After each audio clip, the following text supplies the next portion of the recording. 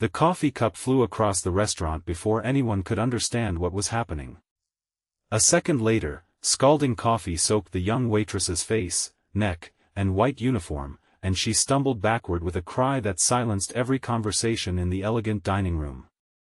But what nobody knew was that the woman who had thrown that coffee was the wife of the billionaire CEO who owned the entire building, and the man walking through the restaurant doors at that exact moment was about to discover a truth that would change all three of their lives. If you believe in kindness, forgiveness, hope, and second chances, please take a moment to like this video, share it with someone who needs a little hope today, leave a meaningful comment, and subscribe to our channel so we can continue bringing you stories that remind us that compassion still matters. The restaurant was called Belmont House, a polished downtown establishment where wealthy executives held private lunches, politicians quietly met with investors, and celebrities sometimes occupied the corner tables behind tall arrangements of fresh flowers. Every detail had been designed to communicate success, from the crystal glasses to the marble floors and the soft daytime light pouring through enormous windows. That afternoon, however, the person who drew the most attention was not the billionaire seated at the restaurant. It was his wife, Vivienne Carlisle, a sophisticated woman known throughout the city for her flawless appearance, expensive taste, and intimidating confidence. Vivienne had married Everett Carlisle 6 years earlier, when his technology company had already become one of the fastest-growing firms in the country.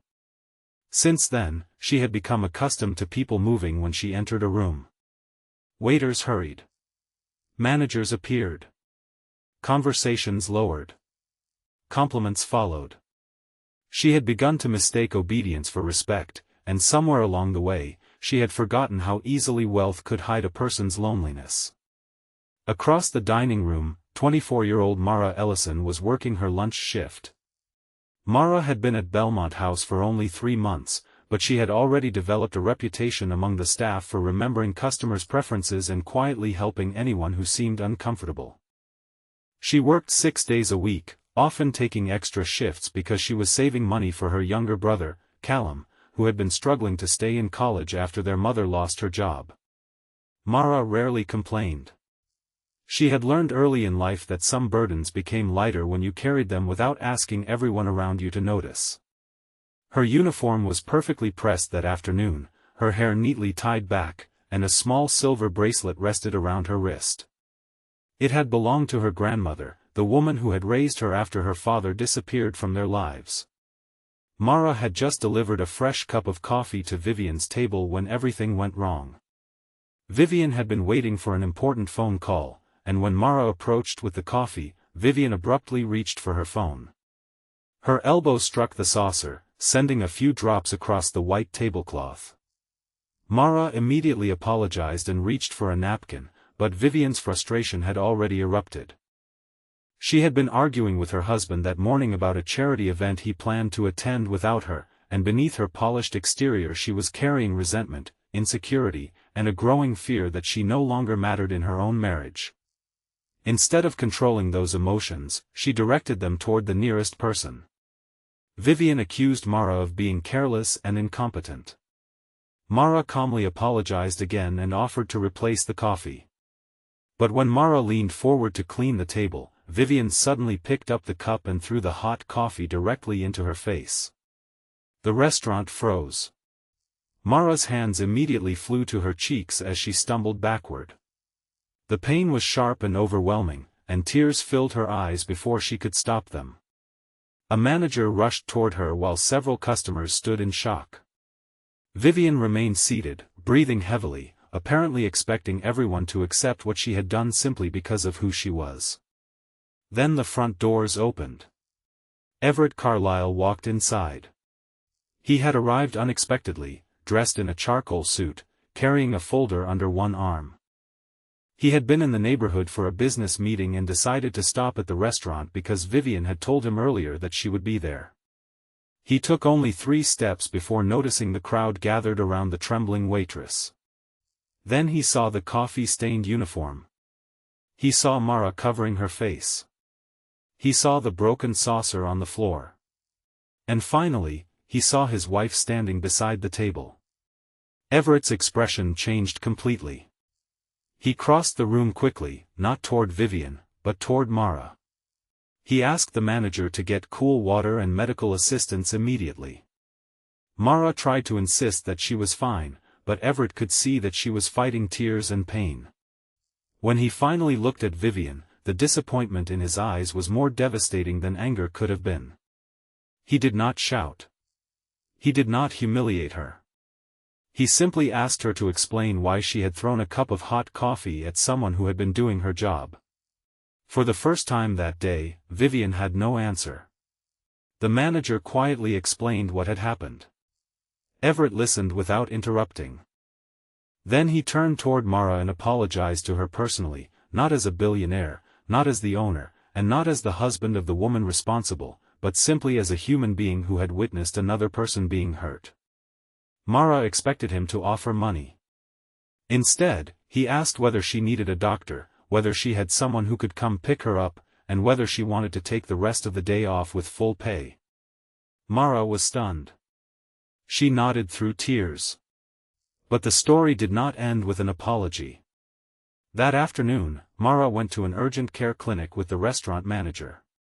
Thankfully, the burns were superficial, but the doctor warned her that her skin would remain sensitive for several days. Mara's greatest concern was not her face.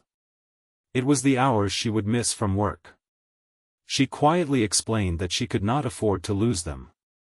The manager told her Everett had already instructed the restaurant to pay her for the entire week regardless of whether she worked.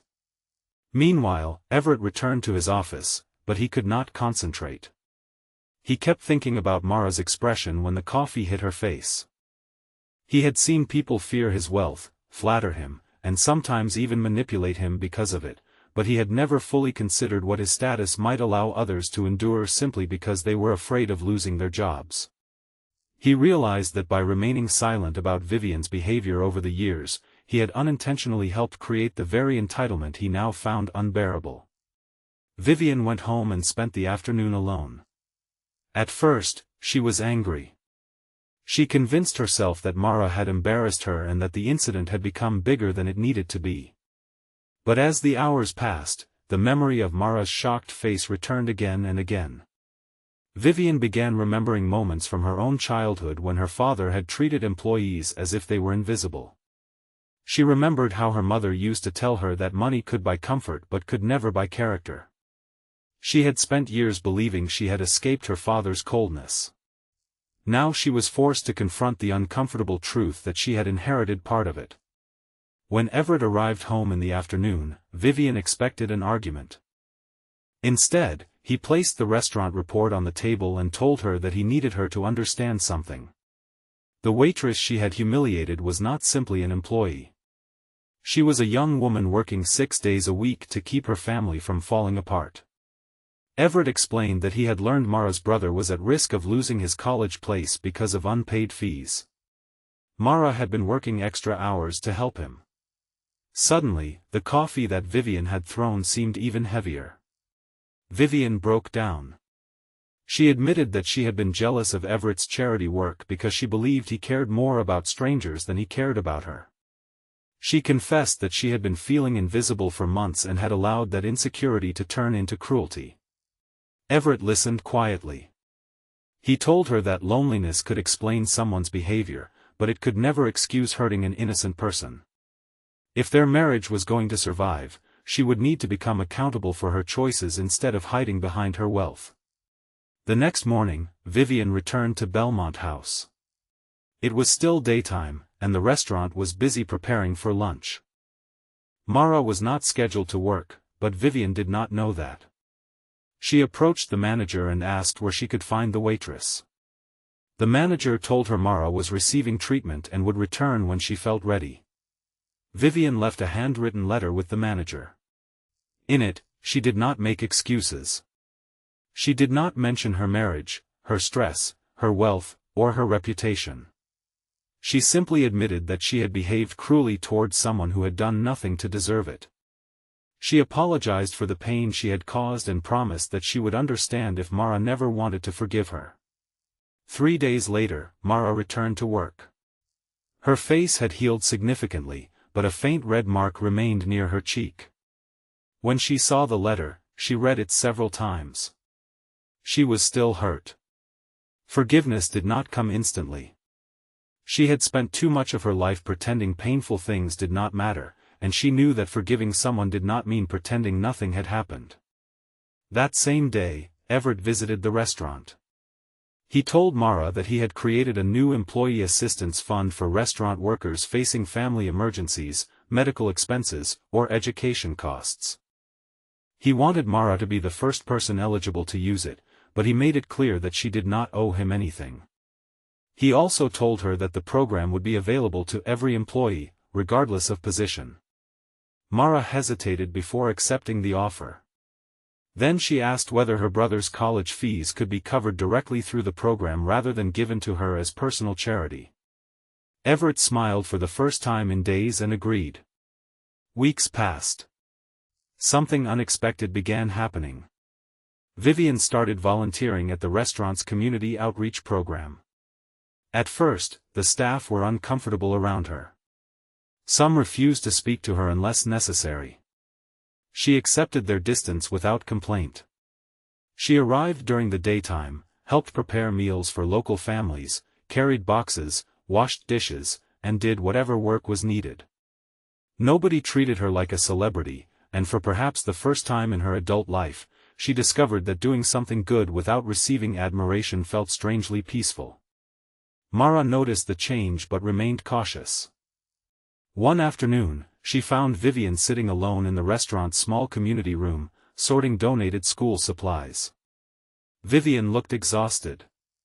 Mara could have walked away, but instead she sat across from her. Their conversation was quiet and honest. Vivienne admitted that she had spent years believing people respected her because of who she was, when in reality many were simply afraid of disappointing her. Mara told her that what she had done still hurt, but she could see that she was trying to change. She explained that forgiveness was not something she could give because someone demanded it. It was something she would give when her heart was ready. Vivienne accepted that answer. That was the moment something changed between them. Months later, Mara's brother graduated from college. He had received enough support through the employee assistance program to finish his final semester without leaving school. Mara attended the graduation ceremony with tears in her eyes, sitting beside her mother and watching Callum receive his diploma. Everett and Vivienne were there too, but they stayed in the back, refusing to take credit. After the ceremony, Callum approached Everett and thanked him. Everett shook his hand and told him that the person he should thank was Mara. She had worked countless hours, sacrificed weekends, and carried responsibilities that no young woman should have been forced to carry alone. Then Callum turned to Mara and hugged her. For Mara, that hug meant more than any check, promotion, or public apology ever could. A year after the coffee incident, Belmont House hosted a daytime luncheon celebrating employees who had made a difference in their community. Mara was honored for helping establish a program that provided meals and emergency support to struggling families. When she walked onto the small stage, she noticed Vivienne sitting among the employees rather than at the head table. Mara smiled. She spoke about kindness, but she did not pretend that kindness meant allowing people to mistreat you. She said that sometimes the strongest form of compassion was holding someone accountable while still believing they were capable of becoming better. She said that people should never be judged only by their worst moment, but they should also never be allowed to hide from the consequences of that moment. Vivienne cried quietly. When the luncheon ended, she approached Mara and handed her a small wooden box. Inside was a silver bracelet almost identical to the one Mara had worn the day the coffee was thrown at her. Vivienne explained that she had found it at a local artisan shop and thought Mara might appreciate having something beautiful to remember the year by, not the pain, but everything that came after it. Mara looked at her for a long moment. Then she hugged her. It was not a hug that erased the past. It was a hug that acknowledged the past and refused to let it control the future. Everett watched from a distance, realizing that the greatest transformation had not happened to Mara, the woman who had been hurt. It had happened to Vivienne, the woman who had finally learned that wealth could provide comfort but only character could provide peace. The restaurant continued serving lunch that afternoon beneath the bright daylight streaming through its enormous windows. People laughed. Glasses clinked. Employees moved between tables. And behind the scenes, a young waitress who had once been humiliated in front of a room full of strangers was now helping other struggling workers receive the support she once desperately needed herself. Mara never forgot the coffee. But she also never allowed that moment to define her life. Vivienne never forgot the shame. But she used it as the beginning of a different life. And Everett never forgot what he had witnessed when he walked through those restaurant doors. From that day forward, he understood that leadership was not measured by the size of a company or the amount of money in a bank account. It was measured by what happened to the person standing at the bottom of the ladder when nobody important was watching. Sometimes a person can be wounded by cruelty and still choose kindness.